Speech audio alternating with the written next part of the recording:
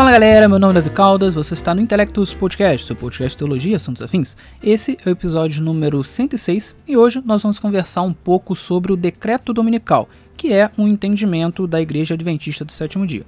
Antes de mais nada, você já sabe, se você está ouvindo este podcast no YouTube, não deixe de curtir, comentar, compartilhar, se inscrever no canal caso não seja inscrito e ativar o sininho de notificações para não perder as nossas atualizações. Se estiver ouvindo este podcast em outra plataforma de vídeos ou de podcast, como Spotify, por exemplo, também não deixe de divulgar este trabalho. Você também pode ajudar financeiramente este podcast fazendo um pix para a chave davicaldasb@gmail.com. Dito isso, vamos começar o episódio. Muito bem, hoje eu quero conversar um pouco com o ouvinte, o espectador, a respeito do chamado decreto dominical, que é um entendimento que a Igreja Adventista do Sétimo Dia tem, um entendimento escatológico, e que é muito criticado pelos críticos da Igreja Adventista do Sétimo Dia, pelos anti-adventistas, tá?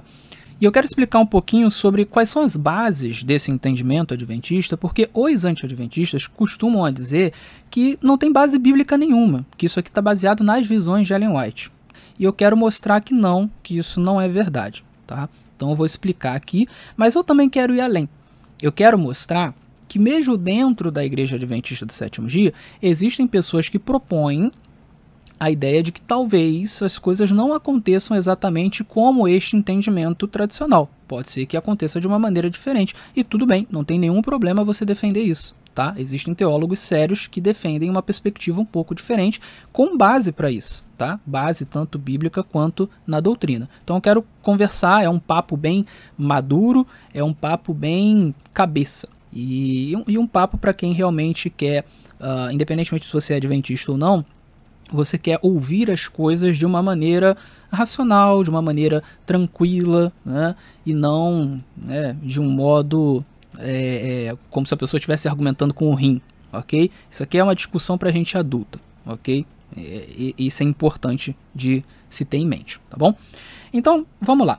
Antes de ir para a Bíblia, né, o que é a ideia do decreto dominical? É a noção de que, em algum momento no futuro, vai haver um decreto, ou melhor dizendo, uma série de leis em vários países, né, que a gente junta tudo e chama de um decreto, mas é uma série de leis em vários países, que vai proibir a guarda do sábado e impor a guarda do domingo. E aí, neste momento, quem é sabatista, né, incluindo os adventistas do sétimo dia, vai ter um problema muito grande com os governos, porque, né, nós não guardamos o domingo, nós guardamos o sábado e a gente teria que, né, de alguma forma, transgredir o sábado e isso seria um problema e a gente não faria isso, né? E aí os adventistas têm entendido que isso é a marca da besta, ou seja, a imposição desse domingo, né, e a proibição da guarda do sábado em algum momento no futuro pelos governos, por força de lei, isso seria a marca da besta. Tá? E é importante entender, eu vou deixar logo claro aqui, de cara, que os adventistas não ensinam que guardar o domingo hoje é a marca da besta, ou que não guardar o sábado hoje é a marca da besta. Não, não é esse o ensino adventista e nunca foi. Tá?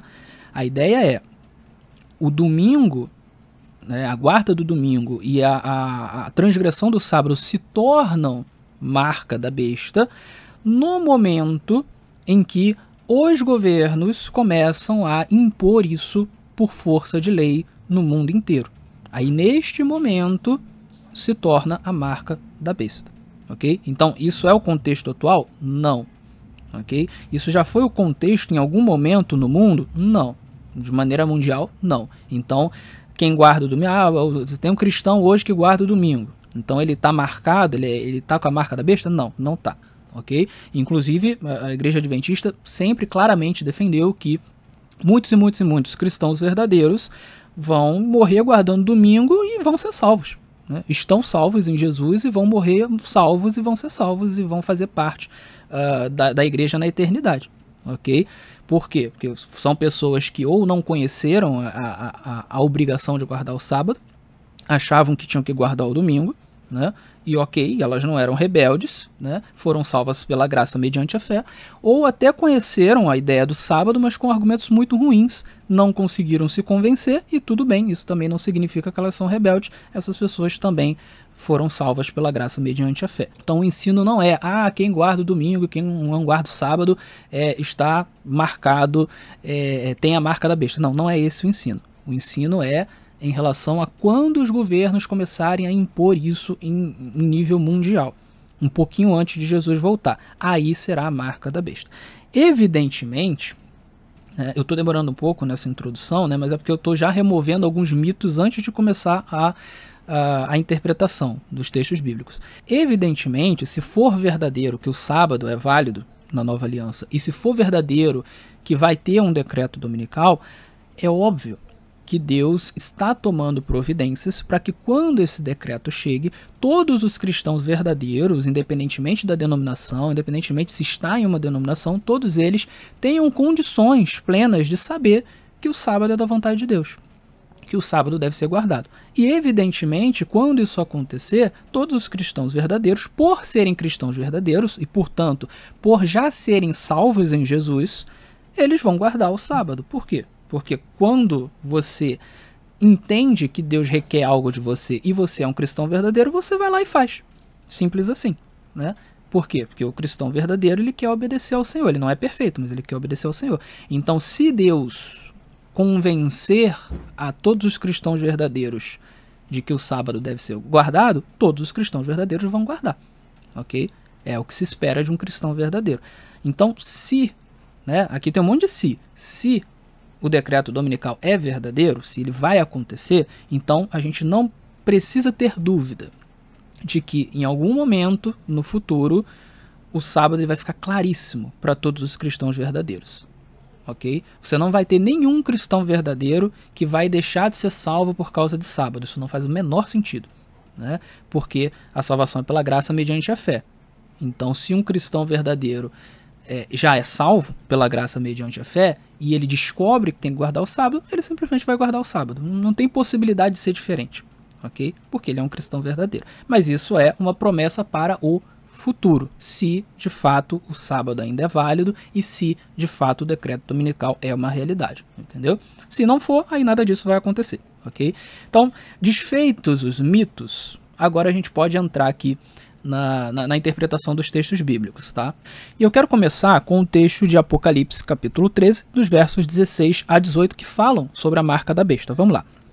Diz assim: a todos, os pequenos e os grandes, os ricos e os pobres, os livres e os escravos, faz que lhes seja dada certa marca sobre a mão direita ou sobre a fronte, para que ninguém possa comprar ou vender, senão aquele que tem a marca, o nome da besta ou o número do seu nome. Aqui está a sabedoria. Aquele que tem entendimento, calcule o número da besta, porque é número de homem. Ora, este número é 666. Então aqui a gente tem uma descrição do que vai acontecer quando a besta estiver no poder, né? O Apocalipse 13 fala de duas bestas, né? Uma que emerge do mar, outra que emerge da terra. A besta que emerge do mar, ela sofre um golpe mortal em algum momento da história, mas depois ela ressurge, ela revive, ela não chega a morrer. É um golpe mortal, mas ela não chega a morrer, né?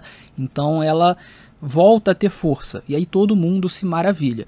E aí você tem uma segunda besta que surge, que é a besta que emerge da terra, que ela serve justamente para fazer com que a primeira besta seja honrada. Então essa segunda besta, ela vai tornar possível que a primeira besta tenha força de novo, que ela exerça poder de novo, que ela seja grande de novo, né? Ela vai prestar honra à primeira besta. Então a primeira besta e a segunda besta, elas estarão juntas, né?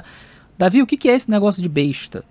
O Apocalipse, ele é um livro de símbolos, né? Então, óbvio que a gente não está falando de bestas literais, né? Besta é um grande animal ou então um animal híbrido, tá? Então a gente tem bestas em outros livros também, como o livro de Daniel, que é um livro que está intimamente relacionado ao livro de Apocalipse. Então lá em Daniel 7, por exemplo, a gente já fez episódios sobre Daniel 7. Você tem lá 4 grandes bestas, né? O leão alado, o urso que se levanta sobre um dos seus lados, o leopardo com 4 cabeças e 4 asas, o grande animal terrível e espantoso, tudo isso é besta, né? O texto não chega a falar que é besta, mas isso é besta, tá? Aí no capítulo 8 de Daniel também você tem 2 grandes bestas, você tem lá um carneiro, você tem um bode, enfim, né? Então isso aí são bestas. E o que essas bestas representavam em Daniel? Representavam poderes, reinos, impérios, países, povos, né? Poderes políticos, ok? Então, quando a gente lê aqui em Apocalipse a primeira besta, a segunda besta e tal, isso aqui está falando de poderes, está falando de estados, está falando de poderes políticos, ou no caso político-religiosos, né? Já que eles vão influenciar aqui a religião, beleza? Então o que vai acontecer? Você tem um grande poder político-religioso que vai dominar por muito tempo, vai receber um golpe mortal, mas vai voltar, né? E você tem um segundo grande governo, grande poder político que vai dar força para este primeiro poder, ok? E aí, o que o texto vai dizer? Vai dizer que em algum momento essas duas bestas, elas vão impor sobre todo o mundo, sobre todas as pessoas, né? Então é algo extenso, né? É algo, né?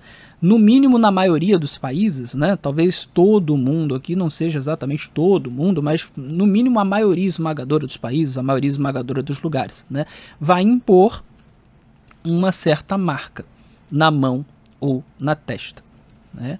Quem não tiver esta marca não vai poder comprar nem vender. Então é um grande poder econômico, né? Se você não permite que alguém compre ou venda, você está praticamente impedindo que essa pessoa viva, né? E é um grandíssimo poder econômico, tá bom? E aí a questão que fica é, que marca é essa, né? E a outra questão é quem são essas bestas, né? E as duas coisas, elas estão conectadas, né? Porque como é que você vai saber qual é a marca da besta se você não sabe quem é a besta, né? A marca da besta, ela aponta para a besta, né? A marca da besta, ela está relacionada com a besta. Então, para você saber o que é a marca da besta, você precisa saber qual é a besta, né? O que é a besta, é importante, né? Mas vamos lá. Essa marca da besta, ela é literal ou ela é simbólica? Será que literalmente você vai ter governos que vão tatuar alguma coisa na nossa testa, vão marcar como um boi a nossa testa ou a nossa mão? É isso? E aí só vai poder comprar quem tiver essa marca na testa ou na mão? Pouco provável. Por quê? Primeiro porque o Apocalipse é um livro cheio de símbolos. Você tem dragão, você tem as próprias bestas, então nada disso é literal, tudo isso é simbólico. Então é pouco provável que a marca na testa ou na mão sejam coisas literais, né? Esse é um primeiro ponto. Segundo ponto essas marcas, elas precisam ser, ou pelo menos estar relacionadas a posturas práticas. Por quê? Porque uma marca em si, ela não é um pecado, ok? Uma marca em si não determina se você é um verdadeiro cristão ou não, né? Então, o governo foi lá e marcou a tua testa, ou marcou a tua mão. O ato em si de ser marcado não é um problema. Então, para que essa marca seja um problema, ou esta marca precisa ser um símbolo de alguma postura errônea, de alguma postura anticristã, ou alguma postura antibíblica, alguma postura pecaminosa, né? Ou esta marca tem que estar relacionada a isso. Então, ou é um símbolo disso, ou está relacionada a isso. Ou seja, se você tem essa marca, necessariamente você tem que cometer determinada postura pecaminosa, né? Então, por isso, todo mundo que é marcado, isso vai estar atrelado a esta postura. Então, tem que ter uma relação, ou ser símbolo de alguma postura, ok? Veja, quando a gente fala de postura, a gente está falando de obediência, ok? A postura do cristão é uma postura de obediência a Deus. O cristão, ele faz aquilo que Deus manda. Ele não é perfeito, ele comete pecados, mas ele pelo menos tenta andar com Deus e fazer aquilo que Deus manda. E quando ele peca, ele se arrepende e ele pede perdão, ok? Então a postura do cristão é de obedecer a Deus. Portanto, de obedecer aos mandamentos de Deus. Essa é a postura, é o que se espera de alguém que tem uma fé verdadeira. Obedecer os mandamentos de Deus, né? A postura de quem não é cristão ou de quem é um falso cristão é a contrária. É a de não obedecer a Deus. É de pecar sistematicamente, não se arrepender e não tentar melhorar, enfim. É de ser rebelde contra Deus. É a postura de ser desobediente, sistematicamente desobediente. Ok? Portanto, é uma postura de não cumprir os mandamentos de Deus, de transgredir os mandamentos de Deus. Então, de um lado, você tem quem guarda os mandamentos de Deus, que é o cristão, é o que se espera de um verdadeiro cristão, ainda que tenha dificuldades, ainda que às vezes caia, mas é alguém que tenta andar com Deus. E de outro lado, você tem alguém que é obediente não a Deus, mas ao mundo, mais a governos, mais a besta, e portanto transgride os mandamentos de Deus, tem a postura de transgredir os mandamentos de Deus, ok? Então parece bastante razoável pensar que a marca da besta aqui, ela é simbólica, ela não é uma marca literal, e ela está simbolizando justamente duas posturas diferentes, ou melhor, aqui uma postura, né? A marca da besta, ela simboliza uma postura, é a postura de obedecer à besta, de desobedecer a Deus, de guardar os mandamentos da besta e não os mandamentos de Deus, né? Enquanto que a postura de quem não é marcado pela besta é a de guardar os mandamentos de Deus e não os mandamentos da besta, tá? Isso aqui é interessante porque isso aconteceu durante toda a história, né? Durante toda a história você vai ter governos que vão impor coisas que vão contra os mandamentos de Deus. E aí você tem aqueles que vão fazer e você tem aqueles que vão permanecer firmes em Deus. Dois exemplos muito interessantes na própria Bíblia disso estão em Daniel, no capítulo 3 e no capítulo 6. No capítulo 3, você tem ali os jovens sendo mandados para a fornalha, né? Os amigos de Daniel sendo mandados para a fornalha. Por quê? Porque o rei Nabucodonosor baixou um decreto onde, quando tocava uma música lá, todo mundo, onde quer que estivesse, teria que se dobrar diante de uma estátua gigante que o rei Nabucodonosor fez dele mesmo e adorar essa estátua.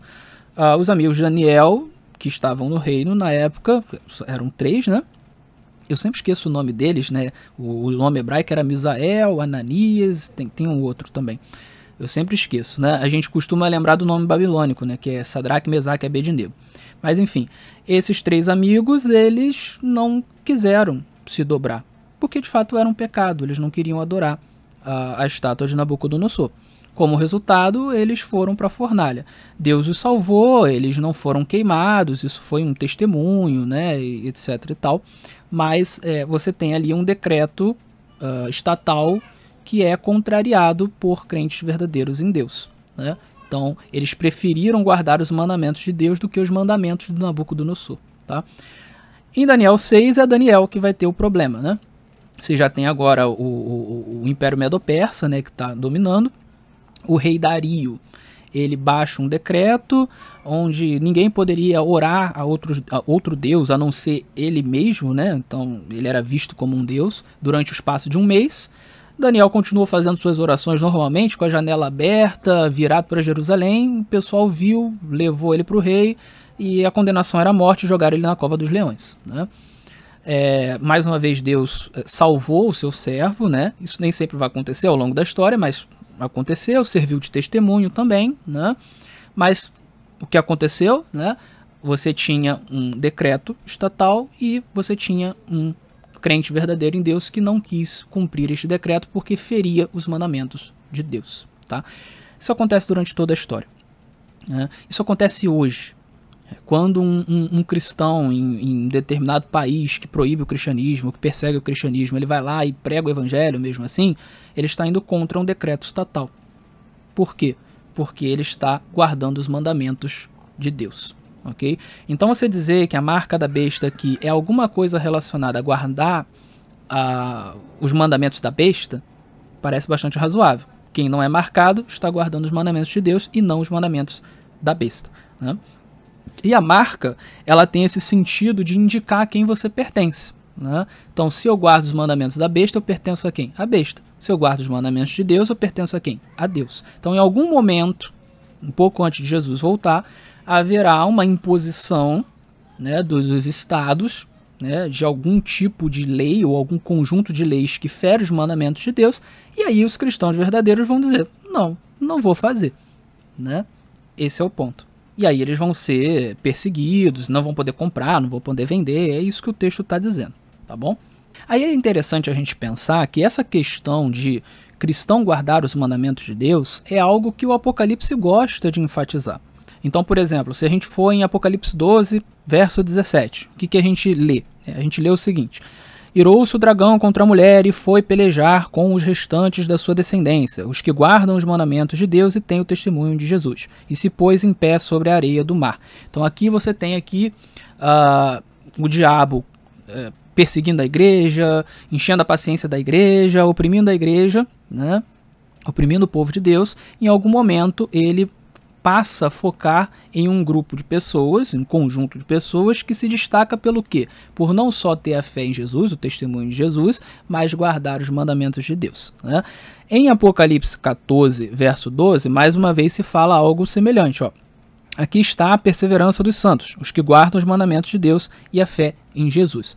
Isso é bastante razoável, por quê? Porque a Bíblia, ela indica que a salvação é pela graça mediante a fé, mas que o que se espera de uma fé verdadeira, uma fé viva, é justamente, né, a guarda dos mandamentos, é a obediência, né? Então quem realmente ama a Deus, quem realmente crê em Deus, o efeito disso é a guarda dos mandamentos. Portanto, a gente pode dizer que o efeito da salvação é a guarda dos mandamentos. Se você já foi salvo, você vai guardar os mandamentos. A gente não é salvo por guardar, a gente guarda por ser salvo, ok? Então faz todo o sentido você dizer que a marca da besta tem relação com transgressão dos mandamentos de Deus. E aí, para reforçar essa ideia, uma coisa interessante é: a marca é colocada na mão ou na testa. Isso não te lembra nada? Bom, para um judeu, isso com certeza lembra alguma coisa. Qualquer judeu lembraria disso, né? O judeu, ele costuma fazer a oração do Shema, que é o que está escrito lá em Deuteronômio capítulo 6, dos versos 4 a 9. E no Shema existe um trecho que fala sobre essa questão de colocar algo na mão ou na testa. Então vamos dar uma lida para a gente entender? E aí a gente vai perceber que esse texto de Apocalipse é uma alusão a Deuteronômio. Diz assim, ó, vamos ler a partir do verso 4. Ouve Israel, o Senhor nosso Deus é o único Senhor. Amarás, pois, o Senhor teu Deus de todo o teu coração, de toda a tua alma e de toda a tua força. Estas palavras que hoje te ordeno estarão no teu coração. Tu as inculcarás a teus filhos, e delas falarás assentado em tua casa e andando pelo caminho, e ao deitar-te e ao levantar-te. Também as atarás como sinal na tua mão, e te serão por frontal entre os seus olhos. E as escreverás nos umbrais da tua casa e nas tuas portas. Então veja só que interessante. Existe um trecho aqui que diz que estas palavras, que os mandamentos de Deus, deveriam ser colocados, atados na mão e frontal entre os olhos, ou seja, na testa, na mão e na testa. Qualquer judeu que lesse esse texto no primeiro século, qualquer judeu crente em Jesus que lesse, que ouvisse isso na igreja, ia lembrar de Deuteronômio capítulo 6, dos versos 4 a 9. É impossível não lembrar. Então isso aqui é uma clara alusão. Então é um texto que está dizendo que os mandamentos de Deus deveriam ser colocados entre os olhos, ou seja, na testa e na mão. O que obviamente, assim, os judeus sempre entenderam isso de maneira literal também, né? E eles têm o hábito de realmente atar esses versos na testa e na mão, né? Em umas caixinhas. Mas isso aqui tem um sentido simbólico muito mais profundo, que é o de que, olha, os mandamentos devem estar sempre contigo. Deve estar na sua testa, ou seja, visível a todos, inclusive a você mesmo, e deve estar nas suas mãos, né? Existe até uma ideia, né, de interpretação também, que isso teria a ver com na mente e na mão, né? Porque a mão tem a ver com você trabalhar, né? Então tem que estar na prática e tem que estar na sua mente, né? Também pode ter a ideia de tem que ser visível, tem que ser algo visível na sua vida, porque na testa, se você coloca alguma coisa na testa, todo mundo vê, né? Enfim, tem uma questão simbólica aqui que obviamente aponta para a ideia de que você tem que se lembrar dos mandamentos e carregar esses mandamentos, ok? E é interessante que esse texto aqui, no contexto, ele vem logo depois de Deuteronômio 5, né? Que é onde tem os 10 mandamentos, né? Então você tem os 10 mandamentos, e aí na sequência você tem falando aqui, amar a Deus sobre todas as coisas e tal, e guarde todas essas palavras, né? Então veja, claramente aqui você tem ali em Apocalipse uma alusão a esse texto e obviamente, né, se a gente está falando da marca da besta e esse texto aqui está falando de mandamentos de Deus, de você ter os mandamentos de Deus entre a testa e a mão, então isso significa que a besta ela está copiando a Deus. Ela está fazendo uma contrafação de Deus, uma contrafação do que está em Deuteronômio capítulo 6. Então, Deuteronômio capítulo 6 diz: olha, vocês precisam guardar os meus mandamentos. Deus está falando. Na mão e na testa. E aí a besta faz a mesma coisa. Olha, vocês precisam guardar os meus mandamentos, os mandamentos da besta. Na mão ou na testa. Ok? É uma contrafação. É a besta querendo se fazer como Deus. Só que os mandamentos da besta, evidentemente, não são os mesmos mandamentos de Deus. Se você guarda os mandamentos da besta, você está contrariando os mandamentos de Deus. Ok?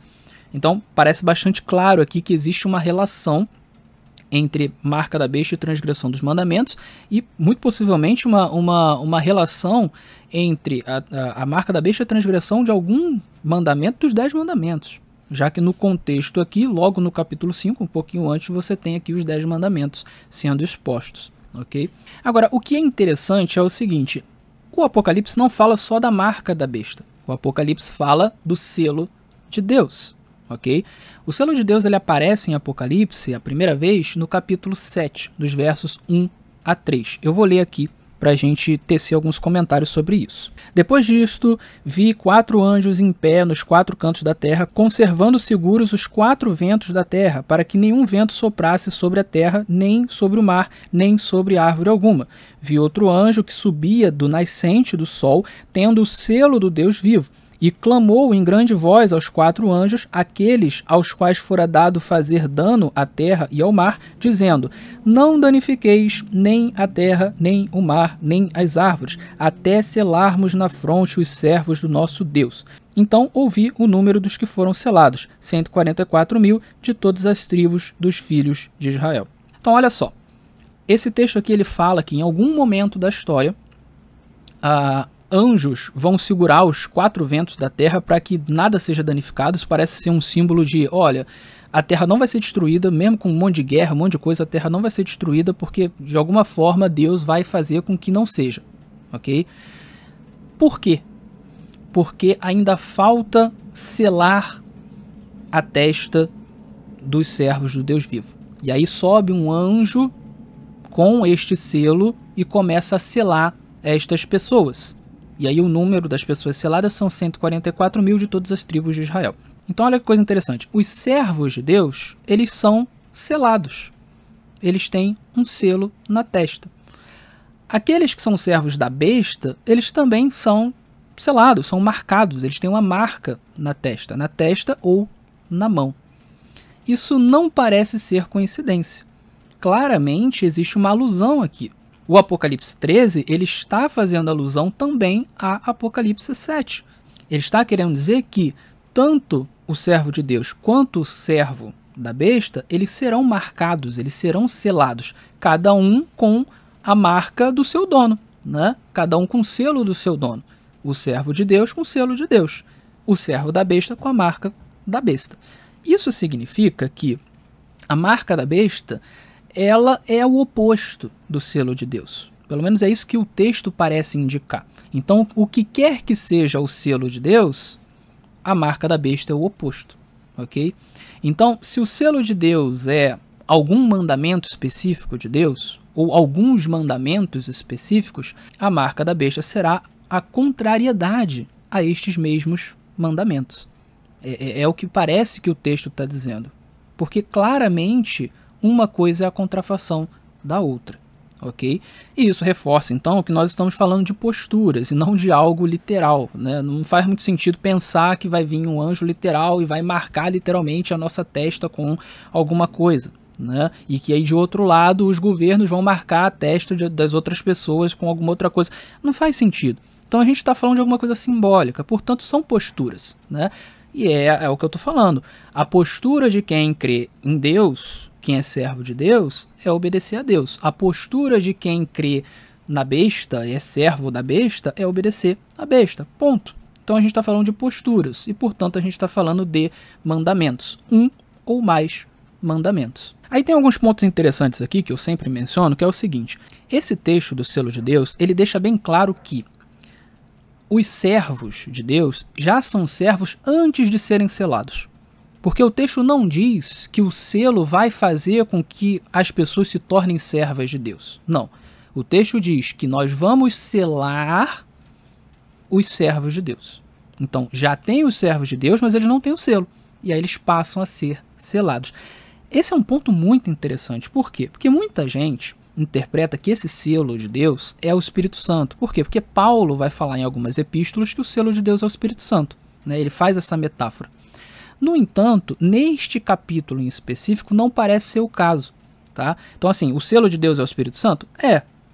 Mas neste capítulo em específico, a visão está falando de outra coisa. Por quê? Porque, veja, todo mundo que é servo de Deus, na nova aliança, tem o Espírito Santo. Ponto. Não faz sentido você falar em um servo de Deus na nova aliança que não tem o Espírito Santo. A regra geral é essa. Você é um servo de Deus, você tem o Espírito Santo. Você aceitou Jesus, você tem o Espírito Santo. Ponto. Entendeu? Só que aqui você tem um caso de um monte de gente que é serva de Deus e que não tem o selo. E esse selo vai ser colocado na testa em algum momento. Então é muito difícil você entender que isso aqui é o Espírito Santo, porque então você tem um monte de gente que é serva de Deus, ou seja, são cristãos verdadeiros, mas eles não têm o Espírito Santo, e aí o Espírito Santo vai ter que ser dado a essas pessoas, e o pior, o texto diz que um anjo traz. Mas como assim um anjo vai trazer o Espírito Santo? Essa linguagem nem existe na Bíblia. Não é um anjo que traz o Espírito Santo, é o Espírito Santo que desce, no máximo ele é enviado pelo Pai, em nome de Jesus Cristo, a pedido de Jesus Cristo. Mas você não tem essa linguagem de um anjo traz o Espírito Santo. Isso não faz sentido. Isso até faria com que o Espírito Santo fosse descrito como uma coisa, quando na verdade ele é uma pessoa. Então um anjo trazer o selo não faz sentido. Então esse selo aqui não é o Espírito Santo, pelo menos aqui em Apocalipse 7. Ele é o Espírito Santo lá, quando Paulo diz que é. Mas aqui a visão está falando de outra coisa. Entendeu? A gente pode inclusive dizer o seguinte, em termos de Espírito Santo, esses servos já têm o Espírito Santo. Esses 144 mil, porque eles são servos de Deus. Então, o selo que eles recebem não é o Espírito Santo. O Espírito Santo eles já têm. Então, nesse sentido, eles já são selados. Mas eles vão receber um outro selo, uma outra coisa. Esse selo aqui é metáfora para uma outra coisa. Tá? E esta metáfora, ela tem relação com a marca da besta, no sentido de que a marca da besta se opõe a isso. Né? E é por isso que eu estou dizendo, tem a ver com alguma postura. Né? E aí a gente tem que lembrar aqui também, né? Selo na testa. É símbolo de alguma coisa visível, né? O Espírito Santo, quando você recebe, não é visível, né? O que é visível é o quê? São as posturas que você tem a partir do Espírito Santo na sua vida. Ou seja, tem a ver com mandamento, né? Qual é a postura de alguém que tem o Espírito Santo na sua vida? Cumprir os mandamentos de Deus, né? Então, este selo aqui ele é símbolo de um ou mais mandamentos que estão sendo entregues aos servos de Deus. A pergunta que eu tenho para fazer é a seguinte: quais são os mandamentos que os servos de Deus precisam receber? Porque isso é um negócio muito esquisito, né? Se você é servo de Deus, você não conhece os mandamentos de Deus? Tem algum mandamento que você precisa receber? Né? Esse é um negócio interessante, né? E veja, se a gente for pensar, vamos pensar nos mandamentos. Não matar, não roubar, não furtar, não adulterar, honrar pai e mãe, adorar só a Deus, né? Não dizer o nome de Deus em vão, não dizer falso testemunho, né? Ou se a gente sair dos 10 mandamentos, né? Amar ao próximo como a ti mesmo. Né? Todos esses mandamentos os cristãos conhecem. Nunca deixaram de conhecer no sentido amplo, né? Boa parte desses mandamentos, inclusive, eles são um tanto instintivos, eles existem em outras religiões, eles existem, até a pessoa que não é religiosa sabe, por exemplo, que tem que honrar os seus pais, né? Às vezes não faz, mas sabe, né? Várias dessas coisas estão até na lei civil, não matar, não roubar, né? Então os cristãos conhecem os mandamentos. Então o que é que tem que ser entregue aos servos de Deus que eles não conhecem? É uma pergunta curiosa essa, né? Porque é isso que está sendo dito aqui. O selo vai ser entregue, o anjo vai trazer este selo. Significa que eles não tinham esse selo antes. Então eles vão conhecer esse mandamento, né? Eles vão receber este mandamento. E aí? Que mandamento é esse? Bom, quando a gente para pensar bem, você tem 2 mandamentos que eles foram distorcidos ao longo do tempo, né? que foi a questão das imagens, do culto, né, aos santos, né, porque a Bíblia diz que não é para você fazer isso, né, e aí você tem uma distorção ali do mandamento do decálogo em relação a essa questão das imagens, do culto aos santos, etc. Então você pode colocar que esse é um mandamento que foi distorcido ao longo do tempo, né? Mas esse mandamento ele foi resgatado ali na Reforma Protestante. Claro, você tem muitos cristãos católicos, eles ainda derrapam nesse problema, né? Mas houve um resgate, né? E dentre os protestantes você não tem mais esse problema, né? E se eu não me engano, isso também não acontece com os cristãos ortodoxos, né? Nem os bizantinos, nem os ortodoxos orientais, tá? Então não é um problema geral, é algo que já tem sido combatido. Agora, existe um mandamento que, se ele for válido na Nova Aliança, né, ele ainda não foi resgatado de uma maneira mais ampla. Este mandamento é o sábado. Este mandamento ele foi distorcido ao longo do tempo, né? Ele foi esquecido, ele foi substituído pelo domingo em muitas comunidades, né? Ele foi simplesmente colocado como algo antiquado, né, pela maioria das comunidades, e o cristianismo deixou de guardar e isso foi esquecido, né? É o mandamento do sábado. Então, se, mais uma vez a hipótese, se o sábado ele continua válido na Nova Aliança, se esse ensino é verdadeiro, né, então, óbvio que o que falta resgatar, o que falta é entregar a vários cristãos verdadeiros, o que falta vários cristãos verdadeiros conhecerem e entenderem para então guardarem, é o sábado, né? Não parece ter outro mandamento que foi esquecido e que precisa ser entregue aos servos de Deus. Então você tem servos verdadeiros de Deus que não conhecem o sábado. Eles são servos de Deus, eles são salvos, eles têm o Espírito Santo, mas eles não conhecem o sábado. Seja porque não conhece mesmo, não sabe da obrigatoriedade, né? Seja porque aprendeu de uma maneira errada, não teve acesso a bons argumentos que dizem o contrário, né? Que dizem que o sábado continua válido e, portanto, eles sinceramente acham que o sábado não é mais para ser guardado. São servos de Deus, tá? Se eles morrem nesta fé, eles são salvos, tá?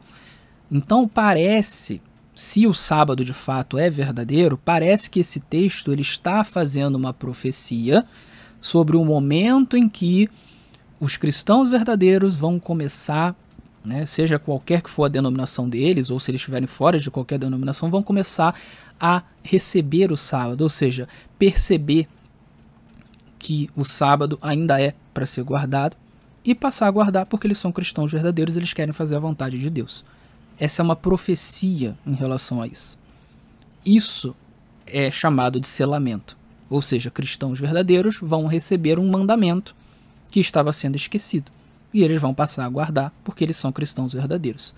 Isso é uma profecia para o finzinho do tempo, para um pouquinho antes de Jesus voltar, entendeu? Então não significa que quem não aceitou ainda o sábado, esta pessoa é um rebelde. Não é esse o ponto. Mas existe aqui uma profecia que parece indicar que em algum momento os cristãos verdadeiros vão receber este mandamento.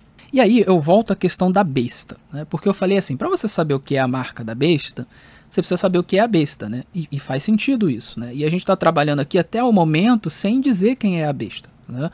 Quem é a besta? Bom, os adventistas do sétimo dia, eles têm trabalhado com o mesmo raciocínio dos primeiros protestantes, os primeiros reformadores, né? E os pré-reformadores, que era o quê? O de que a besta é o papado, né? A primeira besta de Apocalipse é o papado. Então, os adventistas têm trabalhado com essa visão. Era a visão de Lutero, era a visão de Calvino, era a visão daqueles que escreveram a Confissão de Fé de Westminster, né? E tem bons argumentos para isso. Se isso é verdadeiro, se de fato a primeira besta é o papado, e a gente já viu isso em alguns episódios, olha que coisa interessante. A marca da besta, né, ou seja, a marca do papado, não pode ser algo que contrarie frontalmente aquilo que o papado tem ensinado. Então não poderia ser algo do tipo assim, olha, ninguém mais pode orar a Jesus. Mas o papado nunca ensinou isso, né? Um poder ateu poderia fazer isso, mas o papado não faria isso. entendeu?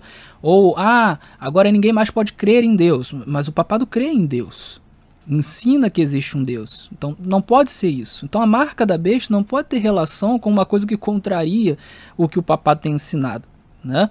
Então o que é que tem que ser a marca da besta? Tem que ser alguma coisa que o papado ensina, que é contrária à Bíblia, mas que o papado ensina, entendeu? O papado, ele tem ensinado que o sábado foi abolido e que a gente deve guardar o domingo, né? Que o domingo é o dia santo agora, embora a guarda do domingo dos católicos e também dos protestantes não seja exatamente igual à dos adventistas e a dos judeus em relação ao sábado, né? Mas enfim, existe essa visão de que o sábado não vale mais nada e o domingo, de alguma forma, de algum jeito, substituiu o sábado. Esse é um ensino do papado, não só do papado, né, mas o papado ensina isso, ok? Então veja, se a marca da besta tem que ter relação com o papado, então a ideia de um decreto que proíba o sábado e que imponha o domingo faz todo sentido. É algo que tem relação com o papado, é algo que pode ser uma marca que faz alusão a ensinos do papado, né? Assim como poderia ser a questão das imagens, por exemplo, né? É algo que você poderia encaixar como sendo um mandamento, né? Mas parece aqui que o mandamento do sábado se encaixa melhor pelas coisas que eu já falei anteriormente. E aí, bom, existem muitos outros textos que a gente poderia abordar aqui que indicam, né, que o sábado, em algum momento, ele vai ser resgatado, né? Em outros episódios, por exemplo, eu falei sobre o texto de Apocalipse 14, versos 6 e 7, que você tem um anjo que fala: temei a Deus e dá-lhe glória, pois é chegada a hora do seu juízo, adorai aquele que fez o céu, a terra, o mar e a fonte das águas. Eu mostrei como que isso pode ser, e provavelmente é uma alusão ao mandamento do sábado em Êxodo, capítulo 20, verso 11. Você tem outros textos interessantes que indicam que o sábado ele funciona como um sinal, ok? Ele funciona como algo que representa que o Deus de Gênesis, o Deus criador, é o mesmo Deus que livrou os hebreus do Egito, que por sua vez é o mesmo Deus do Novo Testamento. Então tem vários textos que vão indicando como que o sábado ele é importante e como que em algum momento ele seria resgatado, ok? Então eu não vou detalhar aqui, senão o episódio vai ficar muito longo, mas a suma de todos esses argumentos é: sim, existe uma boa base bíblica se o sábado for verdadeiro, e aí você tem que entrar na discussão sobre se o sábado é válido na Nova Aliança, e aí teríamos que ir a outros vídeos, né, onde eu falo sobre isso, mas se o sábado ele é, de fato, válido na Nova Aliança, existe uma boa base para a gente considerar que o sábado ele tem relação com o selo de Deus. Ele é o selo de Deus ali em Apocalipse capítulo 7, ou pelo menos faz parte do selo de Deus. Então essa é a base bíblica para se pensar que vai haver um decreto dominical. Eu não gosto muito da expressão decreto dominical, porque dá a impressão de que o principal desse decreto, a essência desse decreto, é você guardar o domingo, quando na verdade o principal é você transgredir o sábado, é você não guardar o sábado, tá? E a própria senhora White, ela falava isso também, né? Ela dizia na época dela que se começasse a ter leis que impunham a não trabalhar no domingo, que tudo bem, que os adventistas não precisavam, não, vamos trabalhar no domingo mesmo assim. Não, eles podiam folgar no domingo, não tinha nenhum problema, desde que eles continuassem guardando o sábado, tá? Inclusive, né, você pode folgar no domingo, mas fazer atividades em casa, e nada impede também, ninguém vai conseguir saber que você está fazendo isso. Então, a força desse decreto, né, a essência dele, não é bem a questão do domingo, né? Hoje mesmo, né, quantos adventistas, né, não trabalham nem sábado nem domingo, né, folgam no domingo? E aí?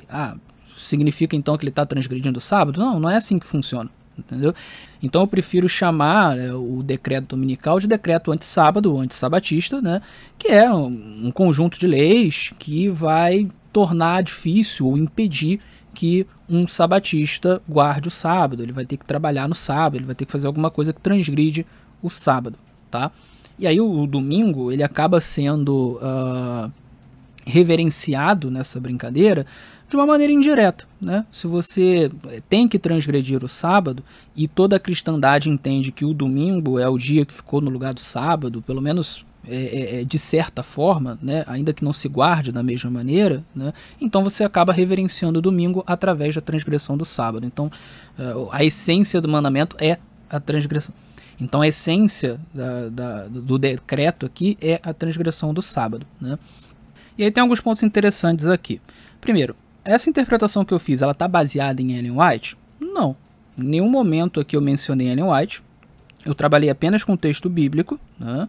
Eu peguei os textos, li os textos, fiz a interpretação, eu expliquei por que eu estava interpretando de cada maneira, eu construí todo um raciocínio lógico, eu conectei os textos uns aos outros, eu falei das alusões, então foi todo um trabalho bíblico aqui. É toda uma teologia bíblica. Você pode discordar da minha interpretação? Pode. Talvez você tenha uma interpretação melhor, talvez você tenha algo contra os argumentos que eu coloquei aqui. Mas não dá para dizer que eu não fiz um trabalho bíblico aqui. Ok? Então temos aqui uma interpretação baseada na Bíblia, não baseada em Ellen White. Esse é o primeiro ponto. Tá? Segundo ponto, historicamente falando, a Igreja Adventista não foi a primeira a conectar esses pontos e chegar à conclusão de que o sábado e o domingo têm alguma relação com a questão do selo de Deus e da marca da besta, tá? Antes da Igreja Adventista do Sétimo Dia, você teve um homem chamado Thomas Tillam, um batista do Sétimo Dia, que viveu quase 200 anos antes de Ellen White, que ele já tinha uma interpretação muito semelhante à que eu coloquei aqui. Tá? Eu já fiz um episódio sobre isso, sobre esse homem, eu já fiz algumas citações do livro dele, tá? É o episódio número 66. Então eu mostrei que não, essa visão aqui que eu coloquei, ela não é uma visão que a Igreja Adventista do Sétimo Dia inventou. E, portanto, não pode-se dizer que foi uma visão que Ellen White inventou. Isso não faz o menor sentido, tá bom? Então isso aqui não depende do que Ellen White escreveu. É uma interpretação bíblica, ok? Ela pode ser questionada? Pode. Mas ela é uma interpretação bíblica. Terceiro ponto. Ellen White, ela concordava com essa interpretação que eu coloquei aqui? Sim, concordava. E aí muitas pessoas podem concluir a partir disso o seguinte: bom, se ela concordava e se ela escreveu sobre isso, então caso essa interpretação esteja errada, então isso mostra que Ellen White foi uma falsa profetisa. E aí todo o adventismo ele vai por água abaixo, tá? E vamos lá. Não é assim que funciona, tá? Para começar, né, vamos deixar claro o seguinte: se o decreto dominical não for verdadeiro, isso também não significa que a Igreja Adventista do Sétimo Dia está errada em relação ao sábado. É perfeitamente possível que o sábado ainda seja válido na nova aliança, mas que não vai haver um decreto dominical, as coisas vão acontecer um pouco diferentes do que eu estou falando aqui. Tá? Então a Igreja Adventista ainda estaria correta em defender o sábado, mas estaria errada em relação a esta interpretação em específico. Tá? Mas em relação a Ellen White, Ellen White escreveu de um jeito, aconteceu de outro. Ela é necessariamente uma falsa profetisa? Não. Primeiro porque a gente não acredita que Ellen White era verbalmente inspirada. Então ela poderia se expressar de maneiras inadequadas, de maneiras não muito precisas de vez em quando. Né? A Igreja Adventista do Sétimo Dia, inclusive, reconhece que às vezes ela não entendia muito bem as visões que ela tinha visto e não expressava muito bem essas visões. Tá? Então isso pode ter acontecido. Talvez ela não tenha expressado da melhor maneira as visões dela. Outro ponto. O contexto do profeta influencia bastante o modo como ele entende as visões. Tá? Ela viveu em um contexto em que você tinha o Senado americano discutindo uma lei dominical nacional. Okay? Ela viveu num contexto em que os protestantes e os católicos dos Estados Unidos estavam juntos apoiando esse projeto dessa lei dominical nacional. Então, dali a ela e os pioneiros pensarem, poxa, esse é o primeiro passo para que daqui a pouco o sábado se torne proibido, né? E a gente comece a ter problema, é um pulo você pensar isso. Então ela pode ter tido visões que a levaram a pensar que as coisas iriam acontecer da maneira como eu descrevi aqui? Pode, até porque essa interpretação que eu coloquei aqui é bíblica, né? Pode ser que ela não tenha interpretado bem essas visões, que ela tenha interpretado essas visões de uma maneira muito baseada no contexto que ela estava vivendo? Pode, tá? Outro ponto, ela pode ter tido visões que eram profecias condicionais? Também. A Bíblia fala que muitas vezes Deus ele dá uma profecia que pode acontecer se acontecer tal e tal coisa. Mas se não acontecer tal e tal coisa, aquilo ali não vai se cumprir, né? O livro de Ezequiel, por exemplo, fala sobre isso, né? Então poderia ser o caso de Ellen White ter tido visões de coisas que são profecias condicionais? Sim, é possível, tá? Quem vai trabalhar bastante com essa ideia é um teólogo adventista chamado John Paulin. Então ele trabalha com essa ideia de profecia condicional, ele trabalha com essa ideia de como o contexto molda também um pouco de como o profeta entende as visões que ele recebe. Então o resultado final disso pode ser o quê? As coisas acontecendo de uma maneira diferente de como Ellen White viu. Então, se no fim das contas a gente descobrir que, olha, essa interpretação não é verdadeira e não vai ter um decreto dominical, isso significa que Ellen White foi uma falsa profetisa? Não necessariamente. Existe base para você pensar que pode ter acontecido outra coisa, como a questão da profecia condicional, como a questão do contexto influenciando o profeta, etc. e tal, ok? Então, os adventistas são presos a Ellen White, como Ellen White disse que ia acontecer as coisas? Não são presos. Dá para você interpretar de uma outra maneira. A questão é, eu entendo que a interpretação que a Igreja Adventista tem defendido, ela é biblicamente muito sólida, entendeu? Então eu defendo essa interpretação não porque a Ellen White disse, eu defendo porque biblicamente falando é o que mais faz sentido para mim. Ponto, entendeu? Se eu biblicamente entender que não faz sentido esta interpretação, ou que tem outra interpretação que faz sentido, eu vou ficar com outra interpretação, né? Porque a gente seguia pela Bíblia. Ponto. Simples assim, tá bom? Finalmente, eu queria dar uma palavra final sobre o seguinte. Muitas pessoas têm dificuldade de crer nessa interpretação do decreto antissabático ou antissábado, porque não consegue ver como que isso aconteceria no mundo moderno, tá? E veja, eu não acho essa uma razão muito boa para ser contrário a essa interpretação. Por quê? Porque as coisas elas mudam e elas podem mudar muito rápido, tá? Então, eu não consigo ver como isso aconteceria hoje.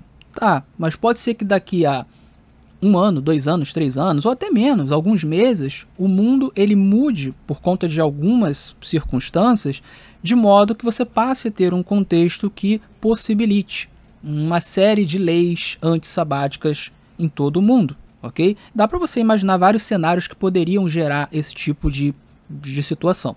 Então não me parece um bom argumento. Outra coisa, e aí mais uma vez entrando naquela questão de como a gente espera que as coisas vão acontecer. O Apocalipse ele não dá muito detalhe de como as coisas vão acontecer, ele dá o quadro geral. Tá? E o objetivo de Ellen White, quando ela escreve sobre questões referentes ao fim, também não é dar muito detalhe sobre o que vai acontecer. Ela também dá um quadro geral e ela tenta nos preparar para o fim. E ela é muito influenciada também pela época em que ela estava vivendo. Tá?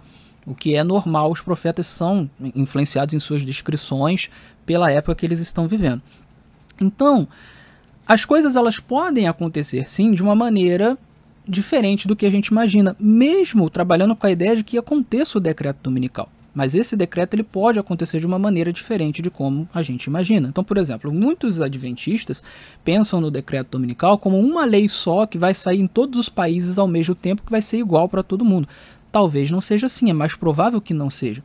É mais provável que aconteça o quê? Que saia em alguns países primeiro, depois em outros países, que vá saindo leis em vários países ao longo de um determinado período, de alguns meses, de repente 1 ano, entendeu?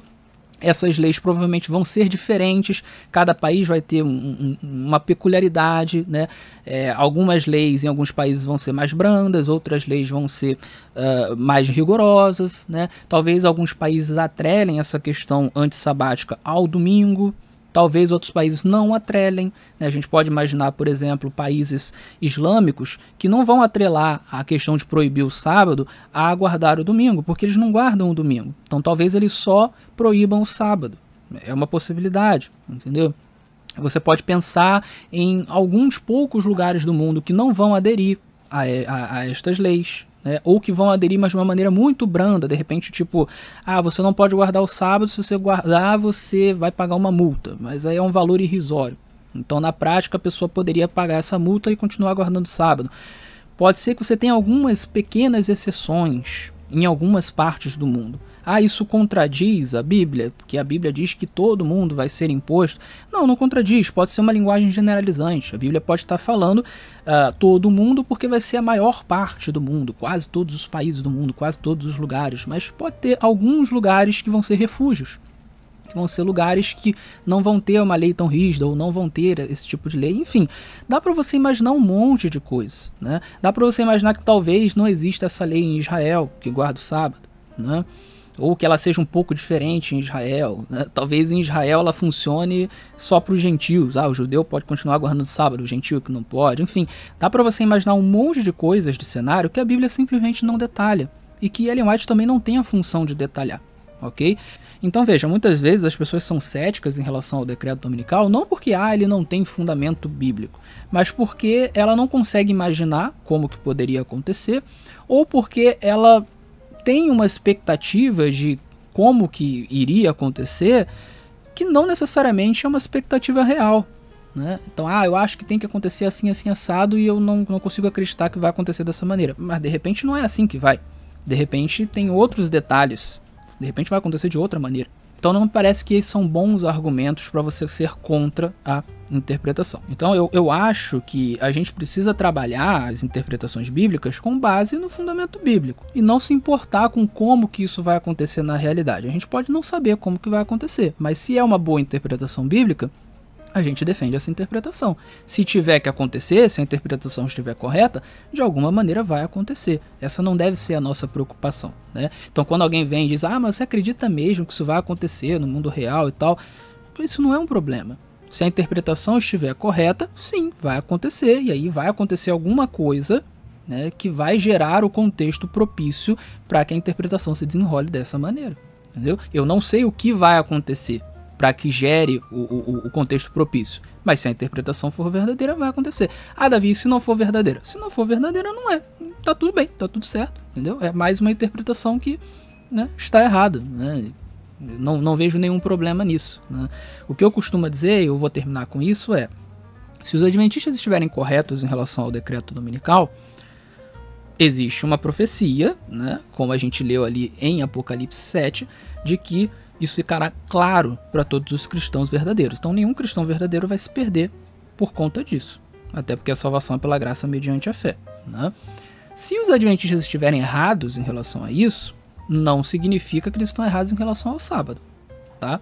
Então não vai ter o decreto, tudo bem, os adventistas vão continuar guardando o sábado, né, e vão ser salvos pela graça mediante a fé. Os que não conseguem acreditar nisso, mas são sinceros, né, têm uma fé verdadeira, também vão ser salvos pela graça mediante a fé, e tá tudo certo. Então, seja verdadeiro ou não essa interpretação, não muda o fato de que cristãos verdadeiros, quer sejam adventistas, quer não sejam adventistas, estarão com Jesus no paraíso por toda a eternidade. Portanto, não há motivo para celeuma que nós possamos, concordando ou discordando dessa questão, viver a irmandade em Cristo Jesus e continuar estudando a Bíblia Sagrada. Eu acredito nessa interpretação, mas cada um que faça o seu próprio juízo. Muito bem, eu vou ficando por aqui. Espero que o ouvinte tenha apreciado este episódio. Fique com Deus e até o nosso próximo encontro.